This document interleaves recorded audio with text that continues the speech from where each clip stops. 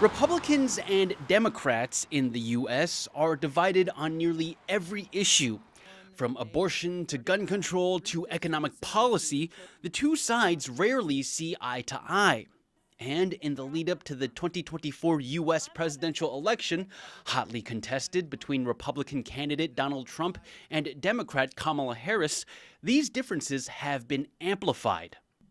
But there is one area where both parties are starting to share some common ground: the United States' rivalry with China. Both sides seem to agree that China poses significant challenges to not just the U.S., but also the current world order. Believe it or not, I'm on 5 different committees, everything related to China. Korean-American Michelle Steele is the U.S. representative for California's 45th Congressional District in Orange County. She's a Republican and a self-professed China hawk. Steele says China poses several threats to the U.S. from global trade. I'm on actually Ways and Means Committee. We have trade issues. They never really play fair game. To soft power and espionage. They are spreading propaganda to our universities and pouring money in. They're stealing our intellectual properties from universities. There are similar sentiments about China across the political aisle. Taiwanese American Jay Chen also lives in Southern California. He's a naval reservist, co-chair of Taiwanese Americans for Harris, a group supporting the Democratic candidate's campaign, and he ran against Michelle Steele in 2022. And though Chen differs from Steele on nearly every issue, they do agree that China's business practices are a serious challenge for the U.S. We know that China does not compete fairly against our companies and has expelled a lot of our companies, made it difficult for U.S. companies to operate there, meanwhile engaging in economic espionage. But with his naval experience, Chen also says that China poses major maritime challenges. Beijing has been asserting its claims to virtually the entire South China Sea, something that's caused clashes with its Southeast Asian neighbors, including close U.S. ally the Philippines.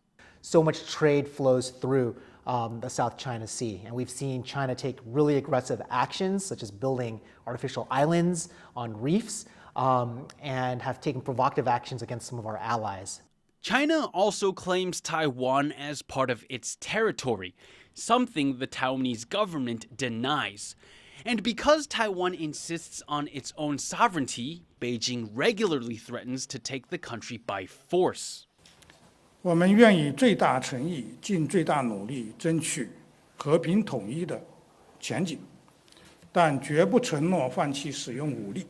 China's military recently simulated a blockade around Taiwan, calling attention to a very real threat for Taipei. For decades, the U.S. has supported Taiwan by providing it with the weapons it needs to defend itself. But that support has been expanding. Another way both sides of the aisle are getting tough on China. Last year, Steele and a Democratic colleague introduced a piece of legislation that would authorize the U.S. president to lend or lease weapons to Taiwan. That bill would cut the red tape for getting American munitions in the hands of Taiwanese soldiers.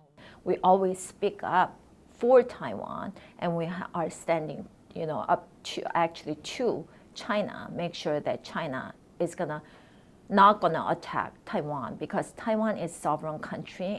Meanwhile, Jay Chen points out that U.S. President Joe Biden has gone even further than past leaders in expressing support for Taipei. President Biden even said if Taiwan were to be attacked, that the U.S. would support Taiwan militarily, and that broke a lot of precedent. But though Democrats and Republicans agree that more needs to be done about China, they differ on how to approach relations with China and on who is best fit for the job. Steele says Republicans are tough and can get the job done. We understand how that China is spreading all over the world, and they're the biggest threats. But Chen says that ties with China require more finesse so that the U.S. does not end up harming its own Chinese-American population. We understand that China is an adversary, but we are not trying to scapegoat anyone who's of Chinese descent. And as someone who is Taiwanese American, I think that is really, really important.